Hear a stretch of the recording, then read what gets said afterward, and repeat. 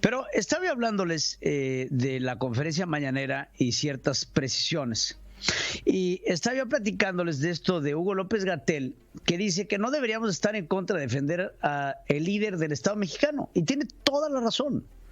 Creo que el presidente Andrés Manuel López Obrador, aparte de que entraría en la tercer tanda de inoculados, pues tendría que ser protegido inmediatamente. ¿Por qué? Porque nadie en su sano juicio, ningún mexicano, ya sea de Morena o no de Morena, está en contra de que al presidente de México le vaya bien. Eso por un lado. El presidente debe de ser vacunado inmediatamente. Sin embargo, sigue habiendo una serie de retos importantísimos que el gobierno mexicano tiene que aprender a sortear. Vemos a un México que va a recibir vacunas, que ya canta victoria su canciller mexicano Marcelo Ebrard, que después se pone a hablar de otro tema que es sumamente interesante, que es la participación de otras fuerzas en contra de la batalla con el crimen organizado, porque ahí se va en específico, y el combate al terrorismo. El presidente Donald Trump, en algún momento, presidentes anteriores, Barack Obama, George Bush, Bill Clinton, comenzaron desde Bill Clinton a tener una estrategia con México para luchar en contra de un enemigo en común, que es el narcotráfico. Bill Clinton y México decidimos cerrar un acuerdo en donde había, por medio de un proceso de certificación estadounidense, una certificación en la lucha en contra de las drogas. ¿Qué pasa? México lucha, pero no tiene el mismo recurso que tiene Estados Unidos. La gran estrategia que dio con la caída de Pablo Emilio Escobar Gaviria con Colombia fue encabezada por esfuerzos en conjunto por parte de la policía colombiana y la DEA. Este sistema de combate en contra del crimen organizado y del narcotráfico en específico se da con otros países de Latinoamérica. Y después de la caída de Pablo Escobar y el surgimiento de los capos mexicanos, Estados Unidos tiene que concentrar estos esfuerzos con México. Viene George Bush. Cuando viene George Bush a la presidencia, se da el incidente de las Torres Gemelas, el famoso 9/11. Después del 9/11, las cosas con México se tienen que intensificar a través de acuerdos de cooperación para evitar no solamente el flujo del narcotráfico, sino también el flujo del terrorismo internacional. Hay quien acusa incluso que los terroristas que atacaron en los Estados Unidos pudieron haber entrado por una frontera sumamente porosa como era la frontera mexicana. México y Estados Unidos han tenido acuerdos de cooperación binacional en términos de seguridad durante muchos años. ¿Qué sigue? Vicente Fox Quesada. De ahí, Felipe Calderón Hinojosa, en donde con Felipe Calderón Hinojosa y el expresidente Barack Obama se da una iniciativa que se denominó por parte de los norteamericanos Rápido y Furioso. Si Felipe Calderón luchó por algo en el convenio con los Estados Unidos, fue con el tráfico de armas, porque en la guerra en contra del narcotráfico, que no la habíamos tenido en administraciones pasadas, nos dimos cuenta de algo que era muy importante. Nos dimos cuenta del alto poder de fuego que tenían las fuerzas del narcotráfico. ¿Por qué no lo habíamos visto antes? Porque no había existido una confrontación como la que se dio con Felipe Calderón. Durante la época de Vicente Fox, no todo fue miel sobre hojuelas, pero hubo pactos con el narcotráfico, pactos al grado de que el Chapo Guzmán salió de la cárcel de Puente Grande. Entonces, cuando llega Felipe Calderón y decide entregarle frontalmente una guerra con el narcotráfico, nos damos cuenta del gran flujo de armas que hay, para después enterarnos a través de notas diplomáticas y a través de trabajos de investigación y a través de esta misma cooperación que desde los Estados Unidos se lanzó un programa denominado Rápido y Furioso para pasar las armas de los Estados Unidos a México. Este acto de Rápido y Furioso parece ser que el presidente López Obrador y el canciller Marcelo Ebrard Casobón lo tienen trabado en la quijada. Lo tienen aquí, miren, aquí lo tienen trabado. Los tiene pasmados de coraje.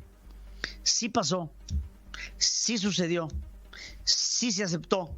se platicó sobre ello, se asumieron responsabilidades, llegó esto al Senado de los Estados Unidos, se habló con la entonces fiscal, se platicaron, estaba Condoleezza Rice, me acuerdo perfecto de la situación. Se siguió con un acuerdo de cooperación que le daba por parte de Estados Unidos a México no solamente un apoyo económico, sino también un apoyo logístico y en tecnología para reforzar la frontera sur, que había sido ampliamente descuidada por el gobierno mexicano, para así poder fortalecer a su vez el trasiego del sur al norte. Porque de nada les sirve a los norteamericanos tener una frontera fortalecida en el norte del país cuando la frontera sur del país es totalmente porosa. Si te vas a Guatemala, te vas a Belice, te vas a dar cuenta la gran facilidad con la que uno puede pasar de un lado a otro de la frontera sin la menor revisión. Esto representa un problema de flujo migratorio, de flujo de narcotraficantes, de trata de blancas y de, por supuesto, paso de narcóticos. Todo esto tuvo que ser reforzado por medios de acuerdos de cooperación. Ahora Marcelo dice en la conferencia mañanera, no estamos pidiendo nada que no se le pida a agentes mexicanos en el exterior.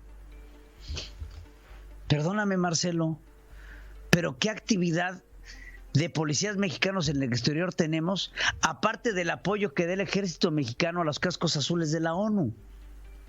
Digo, platícame, no tenemos absolutamente nada más. Por supuesto que si hay acciones conjuntas, y te voy a poner un ejemplo. Existe en la frontera norte y en la frontera sur lo que se llama hot pursuit o persecución en caliente, en donde los estados-nación pueden perseguir en caliente a los criminales. Hay una reciprocidad internacional, ¿eh? Lo que pasa es que hay más casos de allá para acá que de aquí para allá. Los policías pueden ir armados de México a Estados Unidos, claro, si hay la permisología menester, al igual que ellos de aquí para acá. Se llama reciprocidad internacional y se da mucho en la diplomacia. Me llama la atención, me llama profundamente la atención que el canciller mexicano hable tan a la ligera de lo que es uno de los apoyos más importantes que tiene nuestro país para luchar en contra del crimen organizado y el narcotráfico en general. No lo tenemos.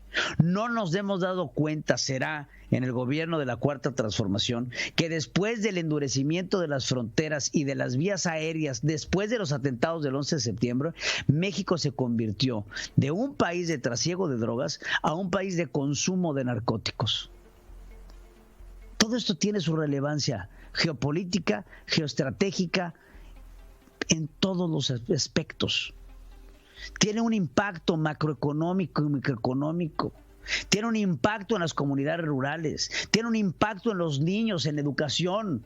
Tiene un impacto en el nivel de deserción escolar.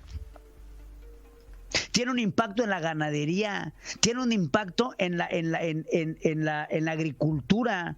Tiene un impacto en la pesca. El crimen organizado se ha convertido en un negocio tan redituable en nuestro país que sin la cooperación de los Estados Unidos estaríamos convertidos en un narcoestado. Pero en la conferencia mañanera se habla ex cátedra. Se habla sin siquiera haber tomado un libro para leer cuáles son las relaciones, cuáles son los tratados, cuáles son los artículos, cuáles son los narcotraficantes, cuáles han sido los sucesos, en dónde está la jurisprudencia, en dónde está el impacto socioeconómico, ambiental. No. Ellos lo único que quieren es quedar bien. Y es ahí donde preocupa que la ignorancia tome la tribuna más importante del país todos los días.